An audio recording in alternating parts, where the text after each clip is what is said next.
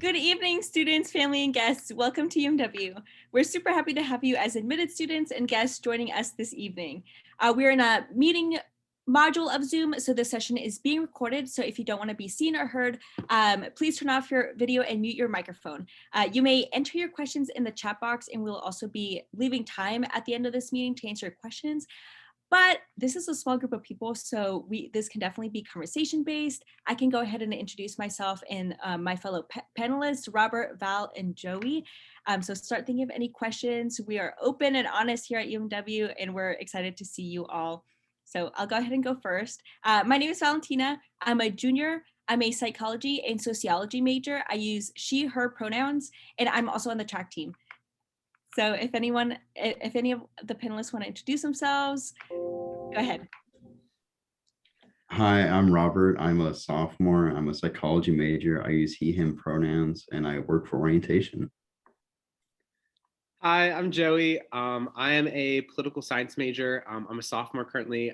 I also use he, him pronouns, and I am currently a part of the UMW SGA on campus, as well as the orientation program itself. Hi everyone, I'm Val Ortiz. I'm a current sophomore. I am a biomedical science major with a minor in chemistry. I'm a pre-dental student, and around campus, I am an orientation leader. I'm involved in global medical brigades, the pre-health club, and I am also a member of Chi Beta Phi. And yes, oh, and I also use she, her pronouns. Cool. So we see that there's one question put in from admissions that someone had asked. And I think this is a really good one because it's related to COVID. But the first question is, what advice do you have for getting involved on campus, especially with COVID-19 restrictions? I think the first thing that comes to mind is to attend Club Carnival. Even if it's virtual, I think that is a really good way to just check around all the clubs and things that we have available, and just to sign up for anything and you might be interested in. One thing that helped me was even if it's like social distance and everything, you're still able to go up and like talk to people. And like on Ball Circle, the center of campus, is this mat, like this big field where everybody likes to have activities, maybe throw the frisbee, kick a soccer ball, something like that. And you can always just go up and talk to them. Social distance now, of course, but it never hurts to go up and talk to them. We're all super friendly. I've never met somebody that has been like, no, sorry, you can't join us for this game or this activity. I absolutely love it. Something else as well is, and it sounds really small, but like when you have like your classes and stuff, making group chats can be really helpful because you'll get to know people through that. And you don't even have to be like in person with them, like if you guys have like a study session, you guys might be able to, study for a little bit and then also have like a little like breather and just talk about like stuff you like to do. And through that, you might make, more friends and you might get to know a little bit more about campus. Cool. I think I jumped straight into college. Anyone want to share what high school they went to in the chat? If anyone wants to unmute themselves, or any of the panelists want to share what high school they went to, maybe we can, share a little bonding experience. I went to Mount Vernon High School in Northern Virginia. I went to South County High School in Fairfax County or Northern Virginia. I went to Robinson Secondary in Fairfax, Virginia. I'm not sure if there's any out-of-state students, but this is just shot in the dark. I went to Central York High School in York, Pennsylvania. Cool. Any out-of-staters out there? Feel free to put it in the chat. From our school, there's quite a bit of, oh, go ahead, Catherine. Oh, thank you. Hi, everyone. I'm from Bozeman High School in Bozeman, Montana, so I'm definitely out of state. That's awesome. What time is it there? It's about 4 o'clock. It's a good time. Cool. That's so cool. Anyone else? Northern Virginia, Virginia Beach? Yeah, I'm from Northern VA. I just went to Patriot. Patriot. Yes, I've heard a lot about Patriot. That's really cool. Yeah, it was a good place. Now that we're talking about high school, what advice do you panelists have about transitioning from high school to college that you have for everyone here tonight? One thing that I always tell freshmen, and it sounds like very like, oh, here's your stereotypical college advice. It's not the same. Your workload's gonna be a lot harder, a lot more rigorous, and professors aren't like they're gonna be really nice to you because like you'll be told that like they're super mean and everything, but they're not. They're really out there to help you succeed. Like you just go to their office hours, say hi, be nice, and they'll be like, they'll love you. They'll talk, they'll see you on campus like 3 semesters, like 2 years later. They're like, hey, I remember you. And I'm like, I didn't think you remembered me at all, but I remember you. And then we just have like a little conversation and they see how I'm doing and whatnot. And so I recommend getting a good study habit and going to office hours. Yes, I'm gonna piggyback off of that. I think office hours are super important. One of my favorite things about UMW is how professors just care so much about students, like, and they care so much about your individual success. And so, office hours, 100% go to them. Just create those relationships and friendships with your professors because they just care a lot about you and they want you to succeed. And if you are going through struggles on like adjusting to the school year or anything, like tell them because they want to know and they want to help you and just again help you succeed. Something that I definitely learned, I am not the most organized person in the world. And I definitely know that like in my dorm room, I would have a calendar of like things that I had like written down and whatnot. And so something that like when you get to campus, you'll use a software called Canvas and that'll have all your like classes and stuff on it. And something that I did was like, I pretty much took like every Sunday or so, like obviously like, classes weren't going. I pretty much like looked over my Canvas, assignments and stuff I had to do. And I always would put them on my calendar. So that way I wasn't falling behind, things like that. So I think time management is a really big thing in college as far as like making sure that your schedule is planned and making sure that you know like where you're supposed to be at the right time and putting aside time for studying. I think that's really key to being successful in college. Can I add one more thing? I was just gonna say one thing that I always do every semester is like the very first week of class, just like not really plan a lot of different things like outside of just schoolwork, just to see how much like my classes are gonna take in terms of like homework and time that I have to put into them. And that's a really good way to just like gauge what your free time looks like. When can I get involved in different things? Just to kind of figure out what your schedule could be. Awesome. So when I think of high school, I'm thinking about the timeline you guys are all on. So it's April, end of April. I know most people graduate end of May, beginning of June. What activities are you all looking for at UMW? Because the panelists around, panelists here are very involved. And if we're not involved with anything, we know someone who's involved in something. But what are you looking most forward to when coming to UMW? Even if it's like a summer thing, class thing, anything you want to share? I know for me, I'm really interested in the writing team and then studying abroad. So if any of you have done that, I would love to hear about your experiences with either of those. So I have a handful of friends on the writing team, and I've also volunteered with the therapeutic horseback riding program, which also goes hand in hand with the writing team. And I know they're all super nice, and it looks like a lot of fun. If I knew how to ride, I would definitely do that. But I don't think I'm good enough, and I don't have the time in my schedule at the moment. But it seems like a lot of fun, and I know they're always looking for new people to join. As someone, so right now I'm actually also looking to study abroad. And I have a few friends who have done it before. My one friend, her name's Annabeth. She actually studied in the Galapagos. Actually, all the panelists know Annabeth. But she actually studied in the Galapagos for a little bit.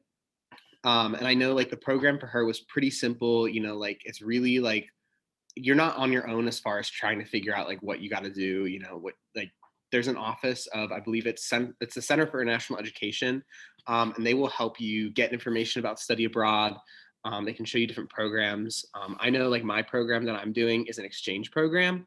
And so like I would be off campus for like an entire semester doing classes at another university abroad.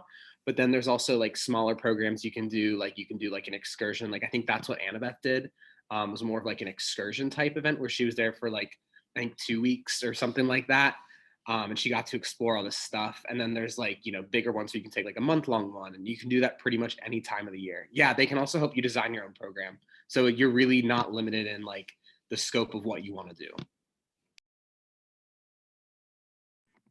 Yeah, I haven't done studying abroad or the writing team, but I know that for studying abroad as a biomedical science major, that's kind of hard to figure out just with my labs and credits and everything. So one thing, I'm really passionate about all of that and traveling abroad, and so I'm gonna get the chance to do that through one of the clubs that I'm a part of, which is Global Medical Brigades, and so that's also an option.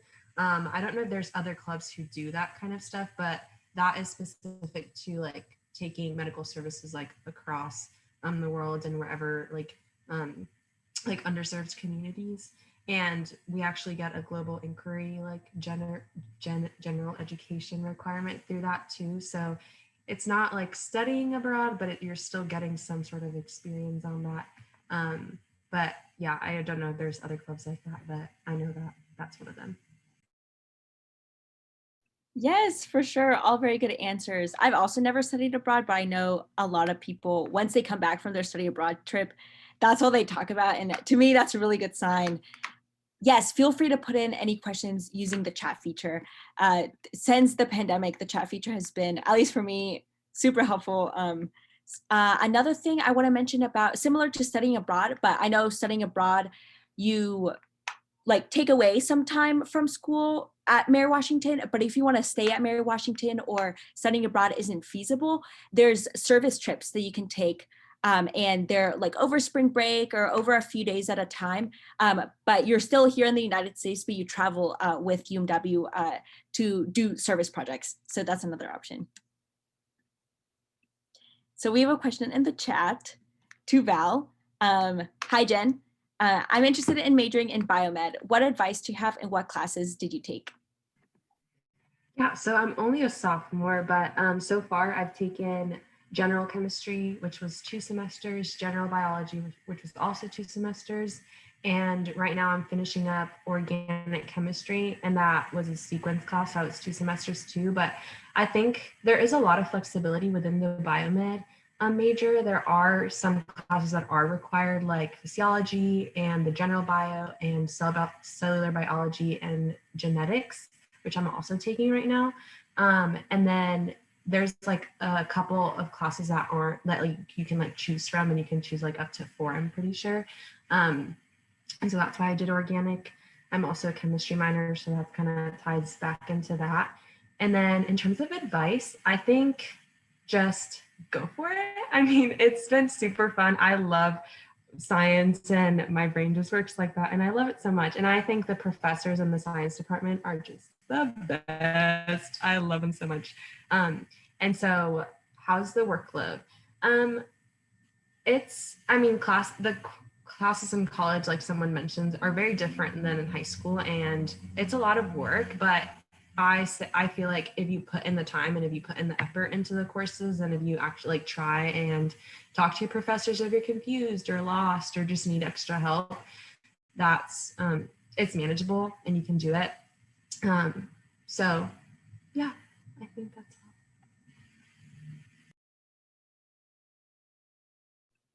all. Awesome. I love hearing about other majors than my own. I'm a psych and sociology major. If anyone's interested in the minors, there are some minors. So if you're interested in something, but you're not sure whether you want to major in it, definitely look into the minor list that Mary Washington has. There's definitely a really good list. Sarah's asking, what is the biggest difference between high school class and homework and college work? I can definitely take this one because I think for me that was really hard. So it's actually interesting because it varies from class to class. So like you'll definitely have readings in a lot of your classes. But one thing from high school that is very different from college is that you don't have like a bunch of homework that you do every night. Like there's not like for most classes, you're not going to get like an assignment that you have to complete and turn in every single night. Some classes you might only have like 3 assignments for the entire semester, and the entire class consists of like readings, just doing some extra outside work, that kind of thing. And some other classes you might have like a weekly assignment or like a bi-weekly assignment, but it's not really like you have an assignment every week and like or an assignment every night, and like your professor does stuff with you. Like it's very much you get your assignments and you have to complete them by a certain due date. So like, you might have a paper that's due in like 2 weeks, and then you might have like your midterm, and then you might have like 2 other papers in between that, and then you have a final, and that's it. Forgive me, someone is FaceTiming me, but that's the gist of it.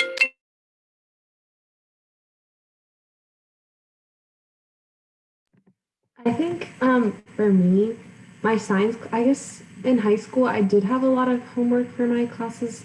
And I think in college, it's been pretty much the same with science courses. I know there's things like mastering biology or like Alex for chemistry, which are like, they're like kind of modules and stuff that are due like weekly. And I think there are a lot of like points within like the grade, like when it comes to the grade book. And grading in general. So yeah, I think for me, it's a lot of like weekly stuff, but exams are probably you have one exam every month, I'd say. But yes, I feel like really vaguely, but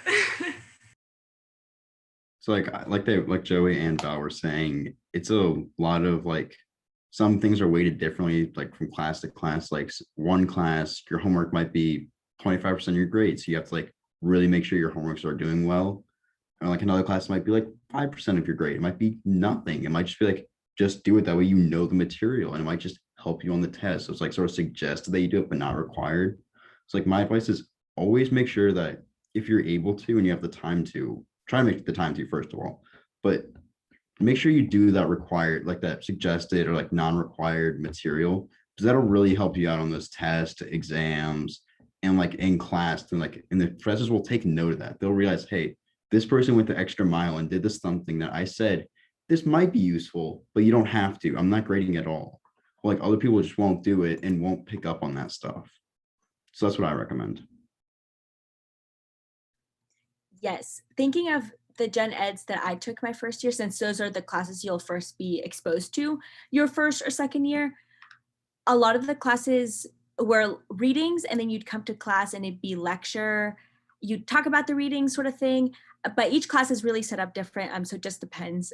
But one thing I recommend is attendance. One of my professors, I took international relations. It was an 8 a.m. class. It was near the end of the semester. And my professor noticed that not a lot of people showed up, and he gave us some of the answers to the test. He said, okay, here are the questions, here are the answers. So something to just keep in mind, go to class, because sometimes they do pay attention to what you're doing. So I thought that was kind of cool. So what's everyone thinking about majoring in? Possible majors or interests?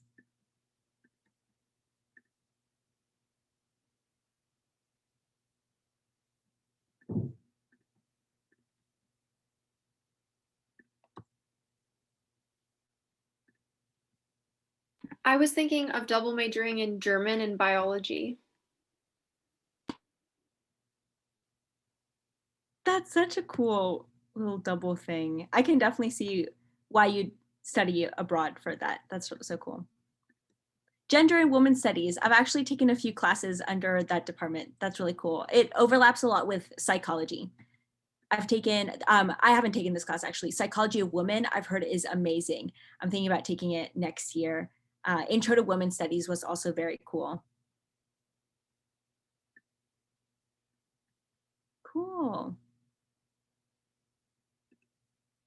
Any questions you all have? Any specific questions? Because it is a small group, so we can get into like the nitty gritty. We can also step away from academics, because I know at this point when I was in high school, I didn't really want to talk too much about academics. What about fun activities?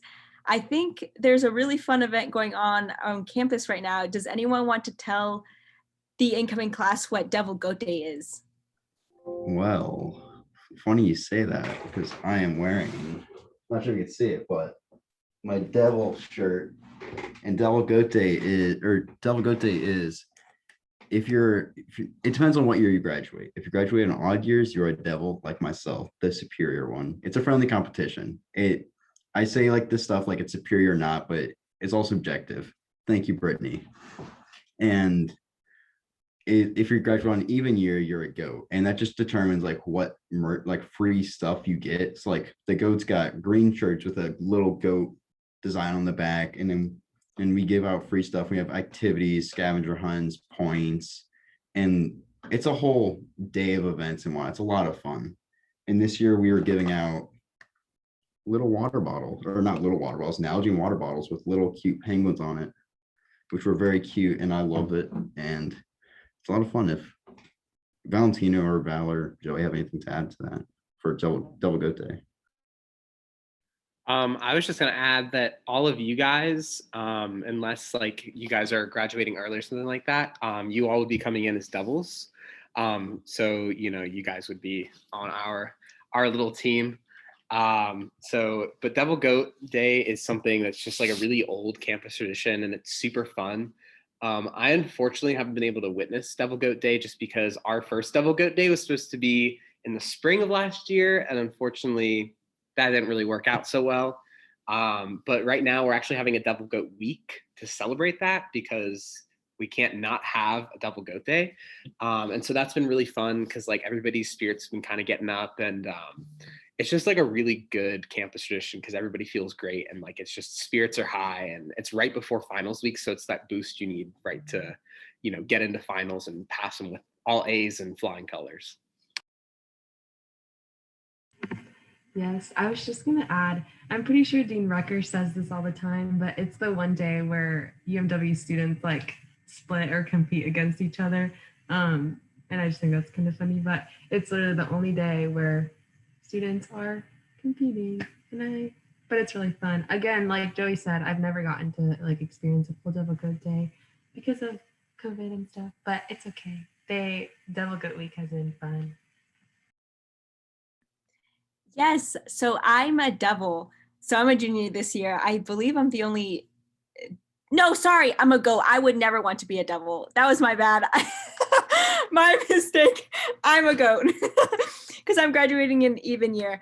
But I was here for it my first year, and it's basically a big field day. All the points get added up. But last year was canceled because of COVID. But this year we have been blessed with a whole week of events, and they've put it, regardless of being in a pandemic, and there are some virtual activities. Our school has put forth the effort to put in not just activities for Devil Goat Day, but just in general. There's bingo nights every Tuesday. And let me tell you, the swag that UMW has is phenomenal.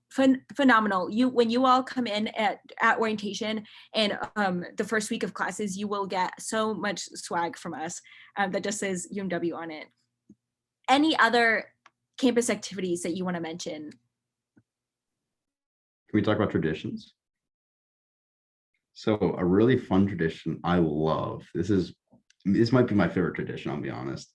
It's the fountain. So there's a fountain on campus in between Virginia Hall, which is a residence hall, Willard Residence Hall, and Monroe, which is the political science history building. And it's this big old fountain, and it's a tradition that before you graduate, you go swimming in it. And currently it's under renovation, so I can't go swimming in it right now. Otherwise, I would definitely take y'all with me and I'll jump in right now. But as soon as it's back open, believe me, I'm gonna be one of the first ones in there. And it's so much fun. Just like on a hot day, you just jump in the fountain. Everybody does it. It's a lot of fun.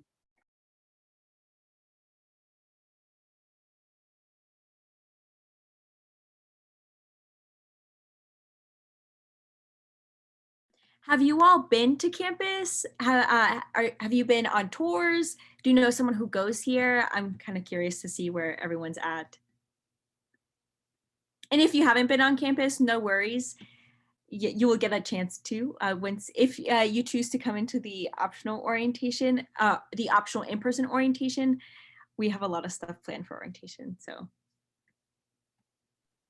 Yeah, I've visited campus twice so far. what did you think? I really liked it. I love how you can just walk everywhere. It kind of reminded me, like when I was a kid, I'd visit Norway, and there you'd walk everywhere, and literally everywhere. And it kind of reminded me of that because, in America, you typically drive to a lot of places. But Mary Washington's great because you can just, walk to wherever you want. Yes, for sure. We can definitely get into walking to downtown in a second because downtown is very walkable. Maxwell said, I took a tour. It was great. Sarah said, I went on a tour before COVID last year, and I know a couple people. That's really good. You got to see it before COVID. That's so cool. What was the question I was going to ask? Oh, I went on a tour a few weeks ago. Oh, I did see a lot of I do see a lot of tours going on. Yeah, that's so cool. Do you all know where you're living this next upcoming year if you're in person?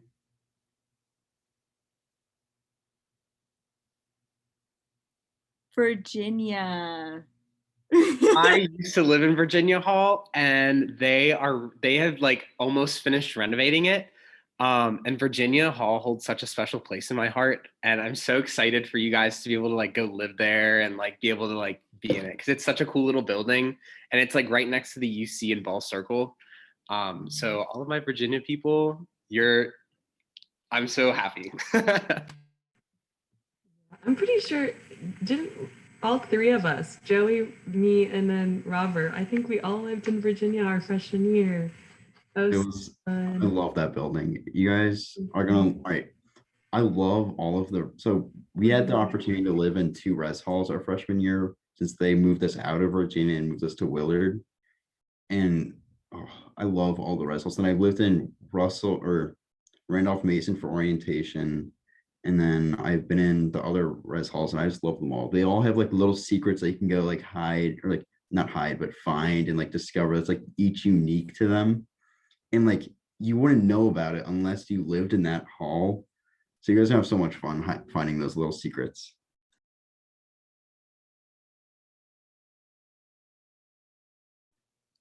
I see there's a question in the chat. Maxwell's asking, when is move-in day? I'm looking at the academic calendar right now, fall 2021. It says that classes start Monday, August 23rd. So the week before that. Oh, sorry, I read it wrong. August 18th. Yes, August 18th. That's in the calendar, so it's pretty set in stone. Yep, August 18th, everyone moves in. Another fun question. Flynn is asking, is there a secret underground? So no, but there's this cool place called the Underground, which is a secret sort of like a campus dining and like hangout spot on campus where we have karaoke, bingo, sushi at the moment. The underground as well. Before COVID, it was used for like they had like bingo night there. And I also know like a few years back, it used to be like you could actually get like there was like a food place there. I know like sushi's there right now, but I know it was like a cool little like eatery place. So I mean, things always change. Like there could be something that comes there next year. Like the sushi was actually in another place the year before that. So the underground is like a really cool place, and it's really always changing. I don't think I've ever been in the underground and seen it like in the same exact like way. Like so.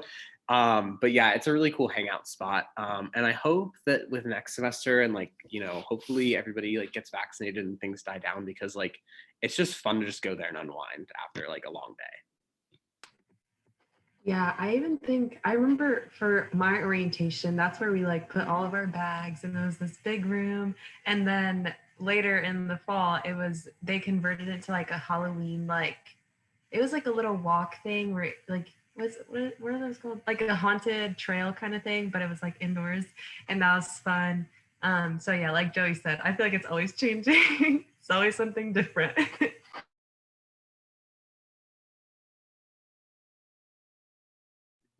Yes, I have seen Super Bowl parties down there. There was a Halloween dance. It was like a costume dance. It was a lot of fun there. So what's your favorite place to be when you're off campus? Downtown, any parks? So by far my favorite spot is there's a canal path that'll take you straight down towards the river, and there's like this nice long stretch of river that you can just chill on. You can set up a hammock there, have a picnic, and it's so calming. And it's like it separates me from all my work, like outside my mind. I don't even think about it when I'm down there. It's my quiet place, and I just love going there. That's my go-to spot. Yes, there are a lot of places I love downtown, but I think the first one that comes to mind is Agora. It's the coffee shop downtown, and I love it. It's so good. And there's also like by the river, there's like rocks where you can like sit by the water and just like, um, yeah, just hang out there, and that's really fun too. And the city docks are also fun. You can just sit there, and it's really pretty. Oh, and and Chatham, it's so pretty. You can go watch the sunset and you see like the Fredericksburg skyline. It's the best. But those are a few of my favorite spots. I know for me, one of my favorite spots downtown, there's this long strip. So like the main like street in downtown, I'm not good with street names, but I believe it's Caroline Street. And that's like the main like strip of downtown. And I absolutely love walking down like the main part where all like the businesses are and like all the shops because it's fun to just like go in them. Specifically, like I love going to the antique mall downtown. There's always some cool stuff there that you can find. Um, I also love going, actually, it's up that canal path that Robert was talking about. There's like a few little like areas where you can sit by like the river and whatnot on like the rocks from the canal path. And I also love going to like some of the cafes that are near like the train stations and stuff because you could come sometimes like see like the trains coming in, and it's very peaceful just to kind of like sit there and like the train whistles are going, the people are walking around, the cars are going. It's just really nice to like people watch basically and just see like what's going on in the city of Fredericksburg.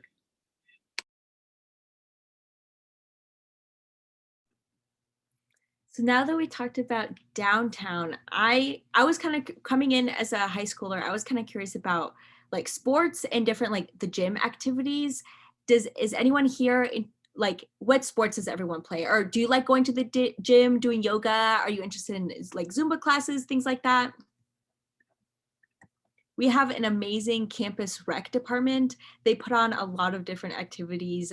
The gym is so well set out. I think this past year they got brand new equipment. I think one of the bicycles like takes you through a tour while you're riding the bicycle. I actually have a question about the gym. You have to buy a pass, right? How much does that cost? To use the gym, it's anyone can go in as you'll be given an Eagle One, and any UMW student is able to go to the gym for free. I believe the pass is for going to the actual fitness classes. Yes, that's the Eagle One that you'll receive. The pass is for classes, and if you participate in intramural sports or club sports, there's like a $10 fee each semester for the pass, and that pass will give you access to everything. But the pool and the gym is a free for all. Mm-hmm. All right, thanks.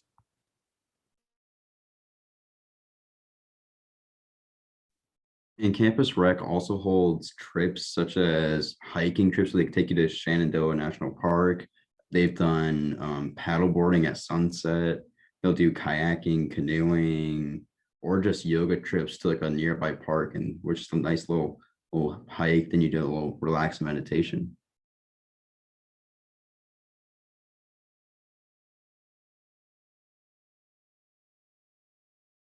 Has anyone here taken any fitness classes? Yes, I have. I love the cycling classes. They're so fun. I also took the cycling classes like right before COVID hit. And I only took a few of them, but they were super fun. The instructors are always like super pumped up and like amped and like ready to go, and like good music is always playing. So the cycling class is definitely good. I also know a few of the instructors for like some of like the dance classes. Like I know there's like the Zumba classes that we have. I also believe that we have like this thing, it's called like HIT, and it's like high intensity interval training. And that one apparently is like super good. Like if you're trying to like get, like lean and really trying to like get into shape, that's like really good for that. But all the instructors are super nice, like super approachable. Most of them are students. I believe there's like one or two aren't students, but they're also super nice. But yeah, so they're super awesome. So we've gone through school homework, and then we went through activities.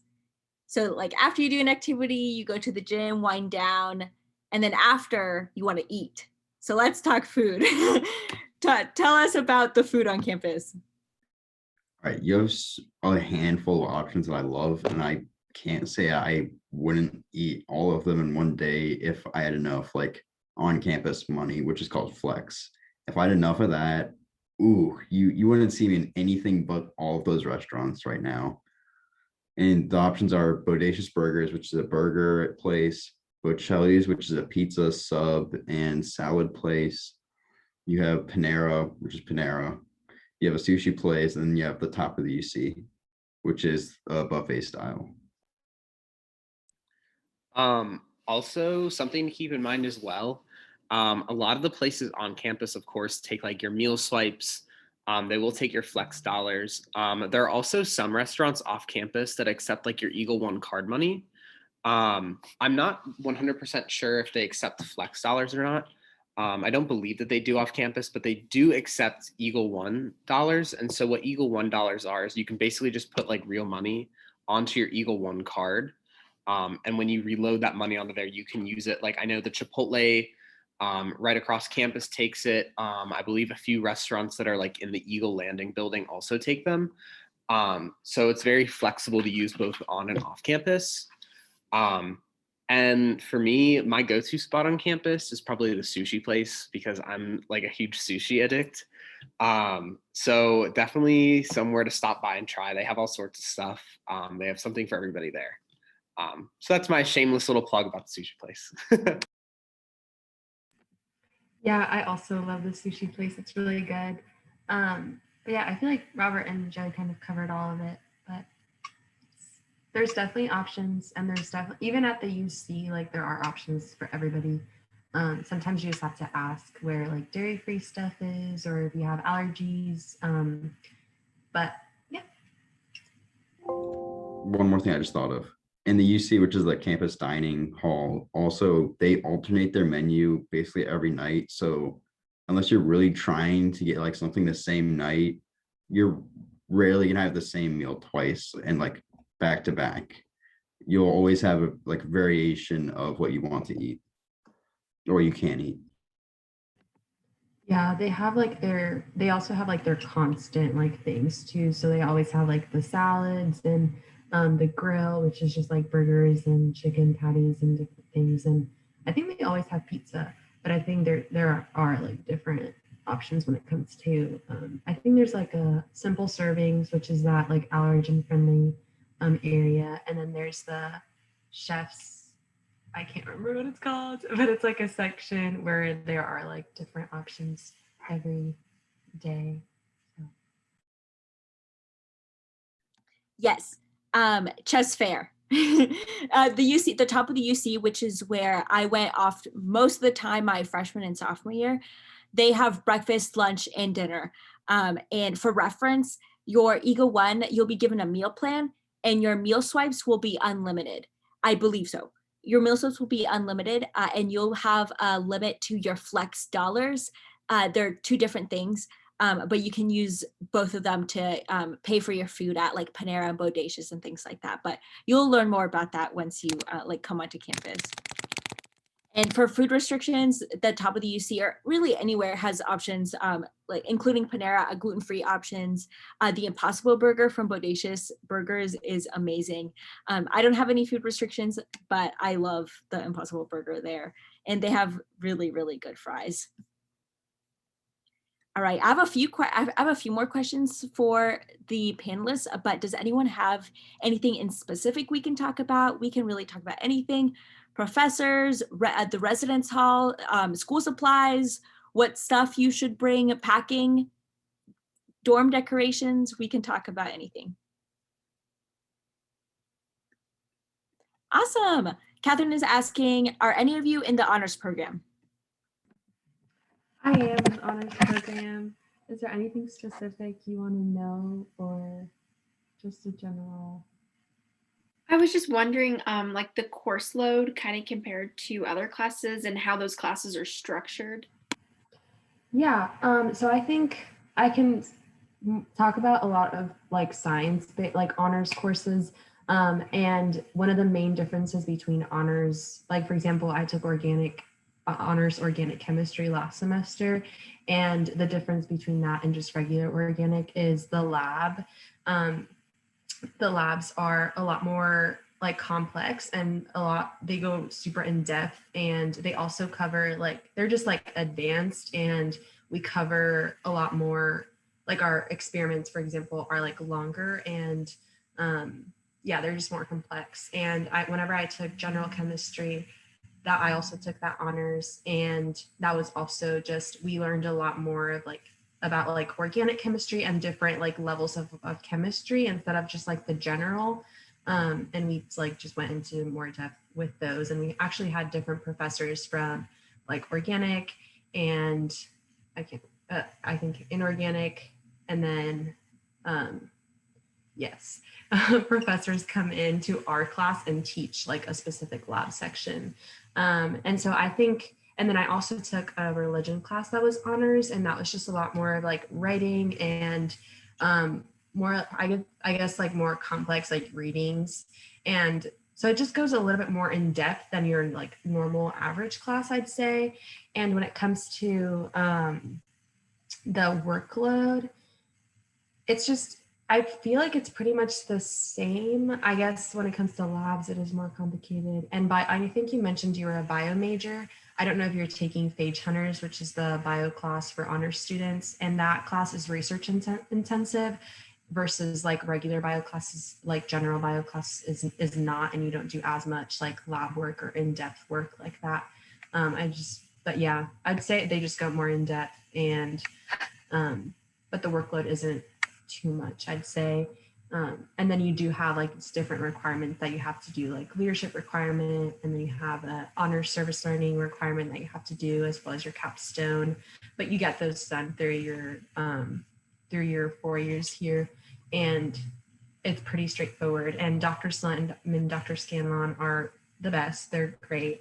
And they are always like willing to work with you and figure stuff out with your schedule. But I think you just have to do like 12 credits that are honors, and then you would be done with the academic like portion of courses. But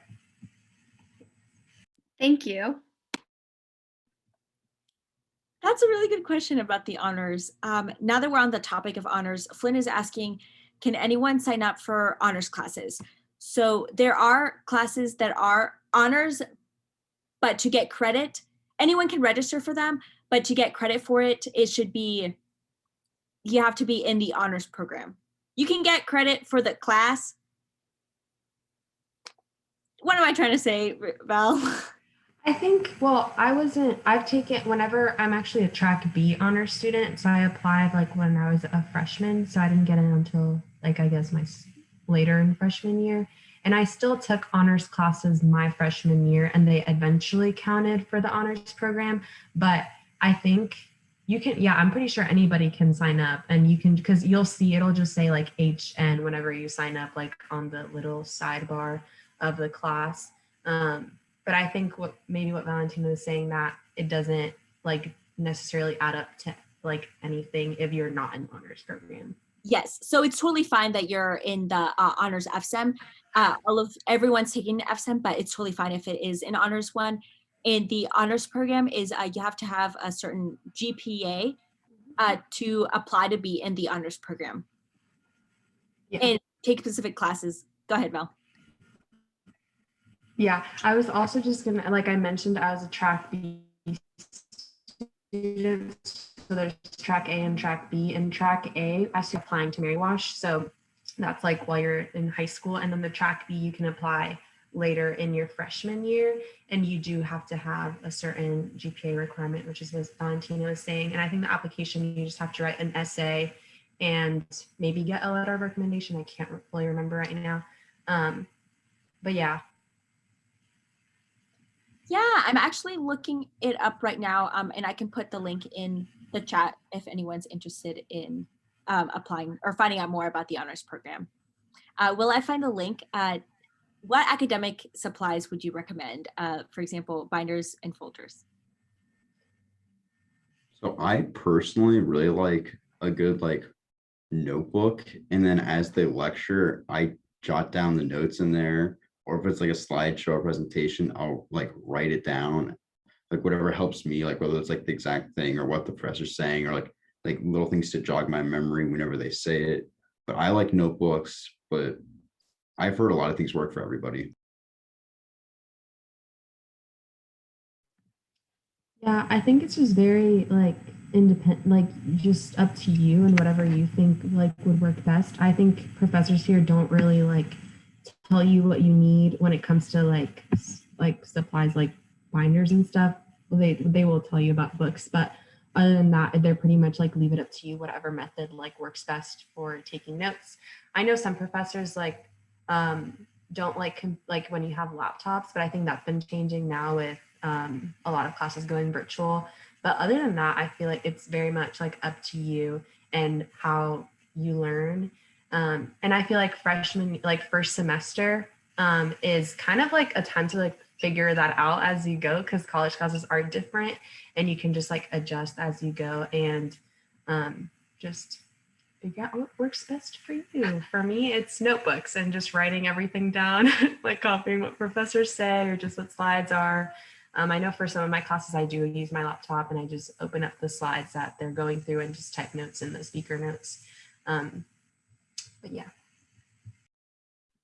I know for me, I mean, again, like they both said, it is class by class. Obviously, you don't want to get a calculator if you're a poli-sci major and you're taking a bunch of poli-sci classes. So just it's easy to over prepare for your classes. And so a piece of advice that I would give you is get the very, very basics when you come to school. Obviously have a backpack. You don't want to be that person who's carrying their notebooks across campus in their arms. But getting a backpack is key. Also, pencils, definitely a notebook, because even if you don't want to take notes on, notebook, it's still handy to have to write stuff down. Like when you're going to like, first year stuff, like your first year seminar, it's just nice to write down notes and stuff from that. I would also say get like some stuff that like you feel would be helpful to you. So like binders. If you know that you're going to get a lot of papers or you like to stay organized, get some binders and put some papers in there, because it's better to keep on like stay on top of your organization than it is to be like, well, I might not need that. Like I have 2 binders that have been sitting in my desk for like a year now, but freshman year I used them to like the extent I had all of my papers in there. I had like the FSM papers my professor gave me. I had all my coursework.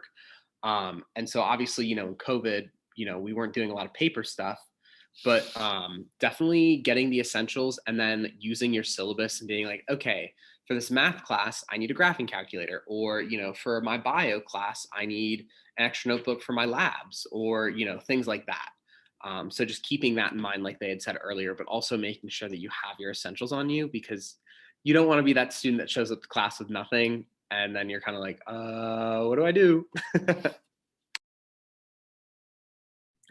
Cool. Sarah, I'll get to your question. Now that we're on the topic of supplies, what computer do you all recommend? So personally right now I have a MacBook. I have a MacBook Air. And it's great because, like so the school itself uses Windows programming. And obviously, a Mac is not a Windows computer, but it still works really well with that. The Mac program runs Windows programs really well. However, I would definitely say if you have like a nice Windows computer, or you're eyeing a Windows computer, that is definitely a lot more compatible with like UMW stuff, just because it's kind of like when you have the Mac, you kind of have to like get the programs, and like to transfer it's a little weird. Whereas having a Windows computer is definitely a lot more essential to like using Word and things like that. And it just makes it 10 times easier. So I would definitely say like a Windows-based computer is probably the best, but also a MacBook is perfectly fine as well. I also know that if you have an iPhone like I do, it's super easy to transfer like stuff to and from like your MacBook and your iPhone. I definitely know like sometimes like I'll be sitting at lunch and I'll like type something up real quick and I'll send it to my computer and it's like that. So it really just depends on how you feel. But the two best computers would just be a Windows or a Mac, in my opinion. So one thing I know and I have heard from friends and like my brother who also has told me this is that it also depends on your major. So like I've heard business majors, it's a lot easier to have a Windows computer for business majors because you use those Microsoft programs like nobody's business. You'll use them day in and day out, and you'll need to know them inside and out for business majors, whether that's accounting, marketing, business admin, or anything like that. But I've also heard that people have also been able to manage that with a MacBook, or if you're into like Linux, like making your own OS or anything like that, operating system, you can also do that. So it's very much, it'll work whatever you pick. It just matter of what you like best. Yeah, I was just gonna add too that there are like Macs or PCs, is that what they're called at the HCC? Sorry, that do have like certain softwares and things that you might need for your classes. That if you don't necessarily want to download it on your computer or your laptop, they will have it for you, like at the HCC or at different places. But I get this question a lot during orientation, and I just kind of say whatever works best for you. I do think I agree with Robert, and it does kind of depend on your major. I just have a Dell computer. I don't know, and it's worked for me this far. So, but yeah, I just feel like whatever you feel comfortable using, whatever you like, you know how to use, because you also don't want to get something that you just are so confused about. But yeah. I agree with Val. There's a lot of there's so many computers out there, and because you'll be taking gen eds or you're undecided and you're not sure what you want to major in, you can get here and like test out the different computer or get a good computer and see what kind of programs work well with it. But honestly, as long as it stores files, thank you. Oh, thank you, Flynn, for coming. I know they're not here anymore, but thank you. As long as it stores files, you're good to go. As long as it has Zoom on it and all the essentials, you got it. And Sarah is asking, will there be in-person orientation? Also, what is the Raccoon King? I saw it mentioned online and I was intrigued. I'll take the orientation question and I'll leave the Raccoon King up to you all. But right now, in-person orientation is in the works. So it has not opened up yet for registration, but what is open up right now for registration is virtual orientation, which is a requirement for all incoming students. Does one of the panelists mind sending in the link to registration for orientation now that we're talking about it? Thank you.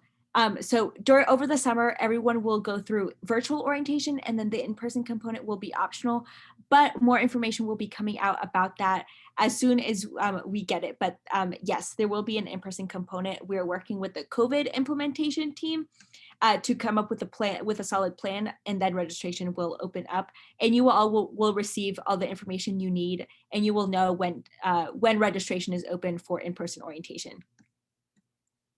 Thank you, Robert. Yes, if you click on the link, make sure you're registered for the virtual component of orientation. Any questions about that?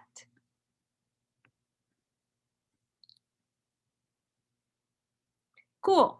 Yes, we will be in communication either from the orientation team or admissions, most likely admissions, but you will know when in-person orientation will open up. Cool. Does anyone want to take the Raccoon King question? I got this one. Okay, so the Raccoon King is basically one of the many traditions that we have here at UMW. And basically, so what it is basically like of course, like, we have animals all around campus. We have a very green campus. And one of the animals that we so happen to see sometimes in and around campus is this raccoon that is like the chunkiest boy ever. Like, he is like the biggest raccoon. And so he's known as the Raccoon King because he very rarely comes out. And I've witnessed the Raccoon King. This is why I wanted to tell this so bad, because he came out one day of one of the drains or whatever, and he was just sitting there on the road, just sitting there, and it's this chunky little raccoon that just sits there. And that's why we call him the Raccoon King, because he just has this very royal aura to him. And it's just one of the many campus traditions that you'll find. There's so many weird ones that you are bound to figure out, just because they're so interesting and so unique to Mary Washington. I had to tell one of my friends about the Raccoon King one time. They were like, "We don't have a Raccoon King on campus. That's so weird." And I was like, "No, that's a Mary Washington thing. That is what makes us special." So it's just a great little story to tell. And if you see the Raccoon King, it's said that that's good luck because of his royal presence. So just something to, keep in mind for your freshman semester. If you see him, don't approach him, of course. Don't approach any wild animal, but it's good luck. Admire from a distance. Before we finish off, one thing I want to say is there's a lot of fun UMW Instagrams. So UMW Raccoon King is one. There's a sunset account. There's a squirrel account. And there's a UMW Misconnections account, which is if you see someone, you can DM the person who runs the account and say, "Oh, I saw this really cool person. I want to get to know them," sort of thing. But yes, before we finish off, any last questions that anyone has? We'd love to answer any last minute ones.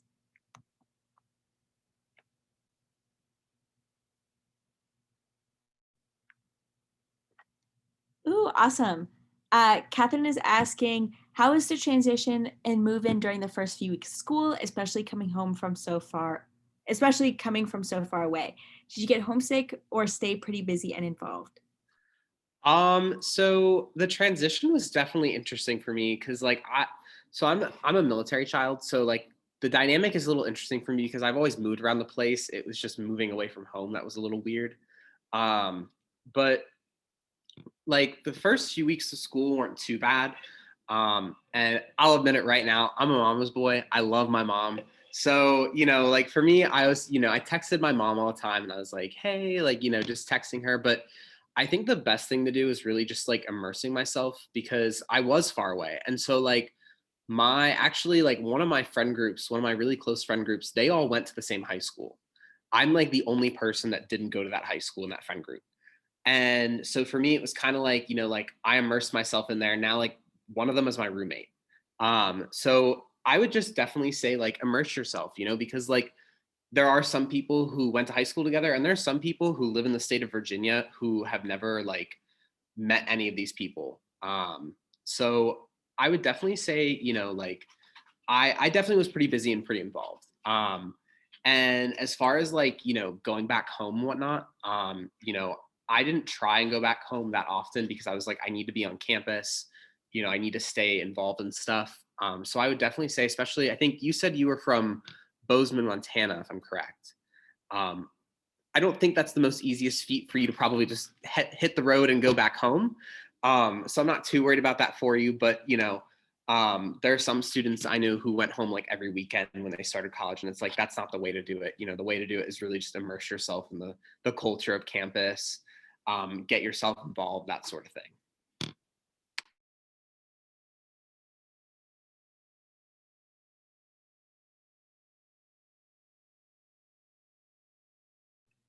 These are all really good questions. Before we leave off our final reminders, any last bit of information our panelists have for income?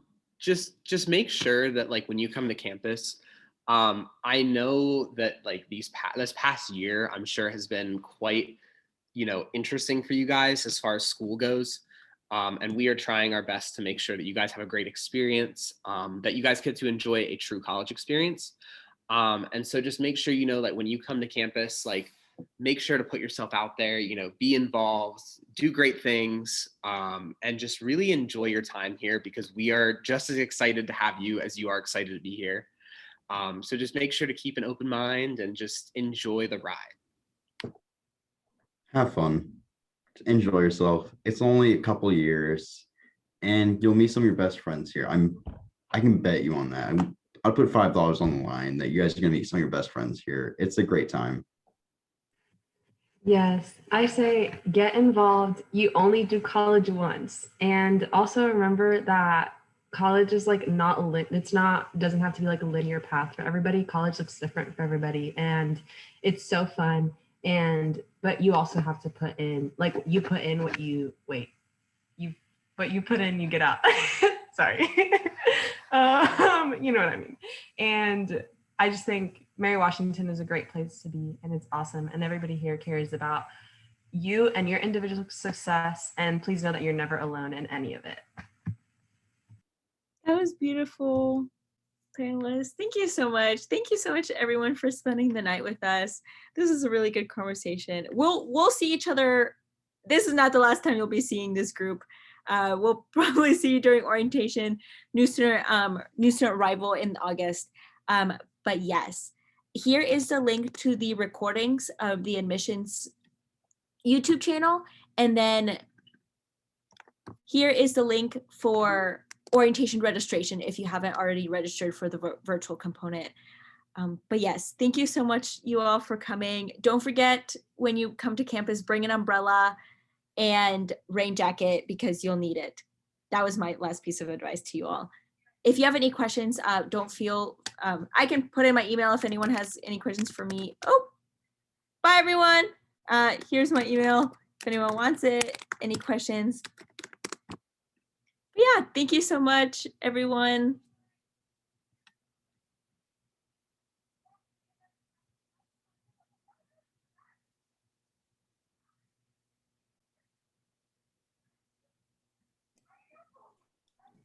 Thanks, guys.